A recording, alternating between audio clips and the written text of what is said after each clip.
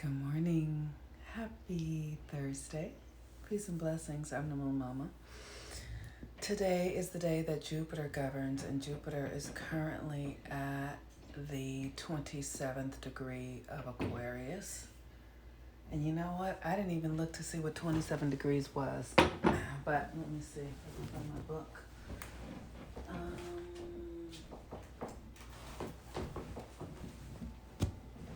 Okay, how y'all doing? So 27 degrees of Aquarius is where Jupiter is today, and 27 is the degree of peace. Oh, that's fantastic.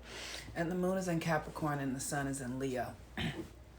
And we are moving into the second full moon of Aquarius. We are in the 13th moon energy, right? So once a year we have a place, and I actually need to do some research on this because we have a place where we always have two full moons in the same sign back to back. And there is, for the early part of this year, for those of you guys who are not astrologers, right? I know everybody's not an astrologer, but I really want to help us understand and conceptualize how we're relating to the energy. And the moon, and what the moon is doing is really the easiest way I have discovered to learn it, because the moon, I see the moon as the minute hand on our cosmic earthly clock. The moon is keeping the time. It follows sort of, like the 28-day cycle of a woman's reproduction. So following the energy of the moon helps us align with the energy of our own solar system. Lauren says, what's the book? I've been curious about the book that speaks about the degrees. It's called The Invisible Garment. The Invisible Garment speaks about the degrees.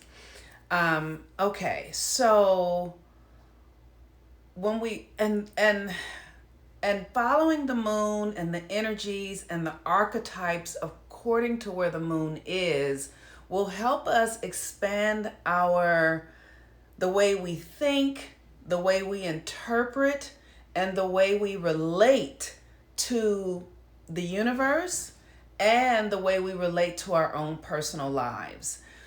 This conversation around enlightenment, ascension, and all those sort of things, really all it means is that you're going to take your thinking out of the Western way of thinking, which is about competition and money and getting and separation and all of these things that we idolatrize. I think that's the word. The word is not, all these things that we create idolatry with, right? We want to stop creating idolatry with things that are outside of us. And we want to align our mind, our energy, our feelings to the internal reality, which is where the cosmos really is. The cosmos is inside of you. And when the cosmos is also external, but it's inside first. The external is the mirror projection of the cosmos inside of you. So when you're following the moon, it is leading you through the cosmos, which is really internal. Don't y'all get this shit? So the more we follow the internal clock, the more we release the external Western clock, which has us functioning against ourselves, and the more we experience enlightenment. That's what enlightenment is. That you understand your connection to the all, to the oneness. That's enlightenment. So with that, we're about to have another full moon in Aquarius. The full moon, this is the second full moon in Aquarius, and Aquarius is like the motherboard of consciousness. It's kind of like where the where the original sort of script comes from, right? It's the higher ranks, the higher consciousness of the universe. And it's the vision, it's where we're going, it's all of that, right? But it has Saturn in it right now. And so, but this is a Jupiter day, so I don't want to talk about Saturn. Let's not go there. Jupiter is expansion. Jupiter is saying, let's expand the ideas. It's this really profound experience of stepping into the unknown and literally just being like, surrendering to the unknown. Like because Jupiter is expansive and blessings and luck. And Aquarius is the alien. It's like, it's what we don't know about ourselves yet. The easiest way for me to conceptualize this energy is to remember, like, when I was 2 years old, I didn't know who I would be today. But the seeds of it were always in me, right? When you were an infant, you didn't know that you would be who you are today, but the seeds of that were always in you. So it gives you this permission to trust the universe, to open up, to surrender. But what happens is we have to really let go of we have to get our ego in the correct order. Let's say it that way. Because we cannot ever kill the ego. All these people out here with this bullshit talking about kill the ego. Oh, Lord have mercy. You cannot kill your ego. Okay? That's all I can say is you cannot kill your ego. You can get your ego in the right order. You can put your ego where it belongs, but the ego is a function of your individuality. And when you understand that your individuality is here to serve the whole, then the ego is doing exactly what it's supposed to do. So you're never gonna kill the ego. So when you hear people saying that, just know that that they haven't done all their ego work, basically, because the ego is a necessary part of who we are. So when we get the ego in order, then we can access this ability to really trust that we are here for a purpose, that there is a reason for what we're doing, that we don't have to resist anything, that we always are connected to the source of the universe. One of the things that I tell myself frequently in my experience here, sometimes it's the truth and sometimes it's a lie. I don't want anything here. I know intellectually that when I leave this earth plane, I don't get to take this body with me. I don't get to take, this house. I don't get to take any of this shit with me. So really, at the deepest part of me, I know I don't want anything. I don't want anything, right? So when I feel myself in my attachments, I'm like, okay, I'm working with an attachment. Because I know I don't really want anything. I know that there's nothing to take. I'm gonna tell you, when I buried my mother and my father, and my mother used to have all these things. My mother used to hand wash her bras and panties, right? She was one of those kind of women. She was, she would buy like bras and panties that cost a bra $50 and the panties $48. This is who my mother was, right?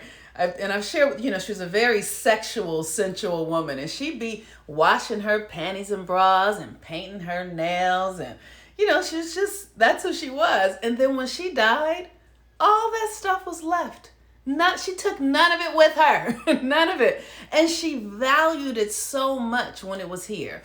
So you have to really make peace with your experience with the earth realm, right? Like really, what is it for you? Because none of this shit is going with you. None of it. Not one morsel of it. Not your teeth. Your teeth are not going with you. The hairs on your head, you're going to leave those motherfuckers here, okay? So we got to really understand what we're dealing with when we're in these bodies. So, when my mother left, all of her beautiful, adored, highly prized things were right here in my hands. And I was like, okay, what do I do with this stuff? Because I don't want these panties and bras, all these earrings, and what do I want? I kept one pair of shoes. I kept one purse. I kept, I gave everything else away. So, it's important for us to really negotiate our connection to the earth realm mentally and emotionally so that we are in right relationship, so that we have things in the right order, right? So if your ego is like, mine, mine, mine, mine, mine, mine, mine, that's separate, that's your blah, blah, blah, I'm special. Watch yourself do that. I know that my ego does it. My ego is in a constant state of, I want to be the most of this and I want to be the specialist of this. That's my ego. I just watch her and go, oh, that's interesting. Okay, cool. And some days she really gets hold of me and I become a prisoner of this desire to be the most and the special. And I just watch it and go, isn't that interesting? Okay, cool. And some days she takes me down and I'm like, ooh, this bitch got me today. All right, cool, So really watch your relationship to the earth realm. Watch your relationship to others and the external things, because that will help you see where you have things out of order or where you have things in order. Okay. So Jupiter is about expansion and blessings and new ideas, and Aquarius is this foreign experience, right? So literally you want to take yourself out of your comfort zone and surrender into the unknown.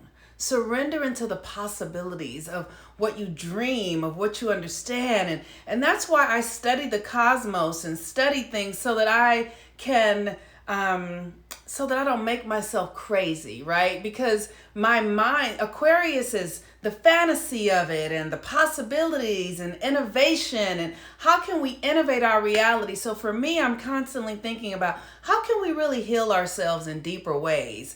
Because the Western world is so limited. It's all about money and collecting things and right. So people are not, let me say this in the right way.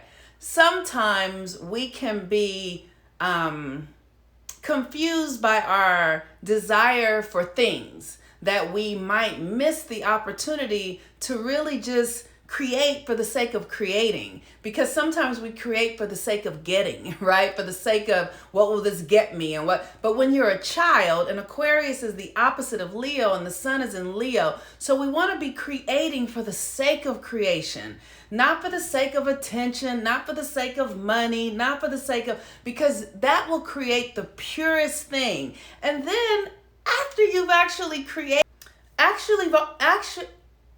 you've already created out of the purity of your own heart, then you can begin to consider, well, what is the real value of this, right? What is the value of this, right? So like really just like children, they just play, they just go for what they know. They're not thinking if anybody's watching them. They're not thinking about what it matters. They're just in the possibility of it. So this is where we want to be right now. In the possibility of our creation, our hearts opening up, creating, feeling, the uncertainty, all of that kind of stuff. For no reason at all, just for the experience of creating. And then you get to see what it is and you put things in order, and then you get to see, is there value here? Is there something I can do with this? Is there something that I can be of service to with this? Can I help myself with this? Can I help others with this? But first, initially, it's pure creation, uncertainty, allowing it to be, and just trusting that there is a divinity within this. There is a higher consciousness within this. And the higher consciousness is going to use your vehicle. The mind of God, the eternal force of the universe will use you to be what is necessary that this time is asking for. So the moon is in Capricorn and the moon is going to conjunct Pluto today. So we really are in a spirit of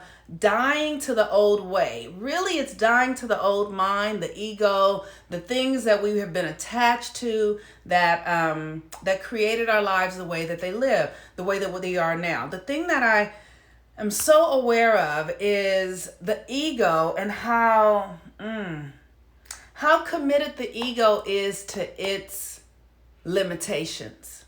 The ego can be very committed to its limitations.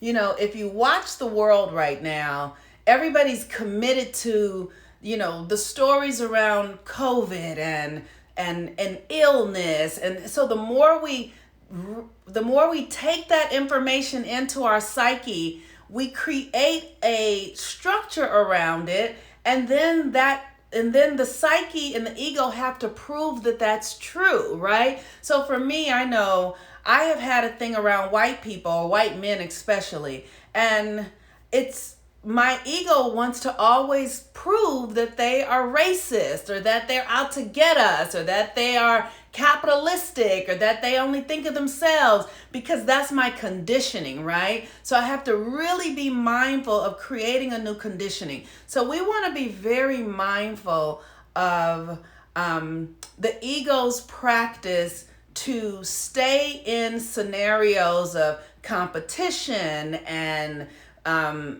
superiority and wrongness and rightness and separation, because we live in a culture that practices those things, because that is what generates capitalism. So it's important to understand how the culture works around these ideas and how it uses us to siphon our energy through separation and superiority and all those kinds of things. That's just what the Western world does. The current thing is COVID, right? Or the current thing is racism, but it's doing that all the time. So see where those things live in you, where those identities live in you, and then just begin to watch yourself around them, question them. Why, what, all of that kind of stuff. Because we are dropping as the age of Aquarius comes in, and this next full moon in Aquarius is literally going to solidify the age of Aquarius in a new way. And so,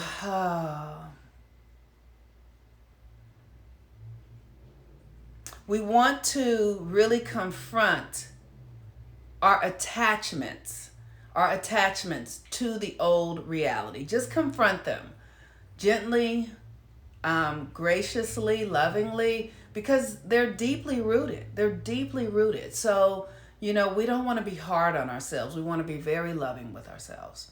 So with that, all right, you guys, peace and blessings. I'm the Moon Mama. Oh, what's this thing? Oh, this is Jupiter in Aquarius. Check out the Jupiter in Aquarius class. Jupiter retrograde in Aquarius.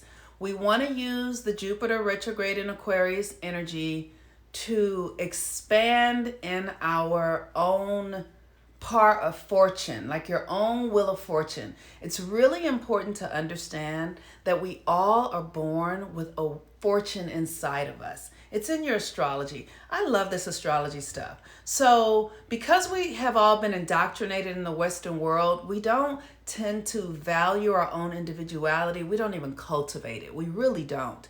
But if you begin to cultivate your own individuality and comb it out and tease it out, you will find your own fortune. It's in your psyche. And then you can cultivate it, and then you can create your own sort of wealth. And your fortune is not just about money. It's about your happiness, your relationships, your health, your joy, your creativity. It's all of that, right? So this class, Jupiter in Aquarius, cultivating your own wheel of fortune will help you do that. It'll help you remove the blocks and do the rituals that will allow you to begin to see yourself as your own fucking genius. My God. I mean, we're just geniuses. Like, we really are on a whole nother level that this Western world just dumbs us down, and we don't even realize it. We just are overstepping ourselves. Okay. I love y'all. Bye. Okay, let me see if there's anything on here that I need to look at. Anybody say anything? Okay, I'm done. All right, I'll talk to you later. Bye-bye.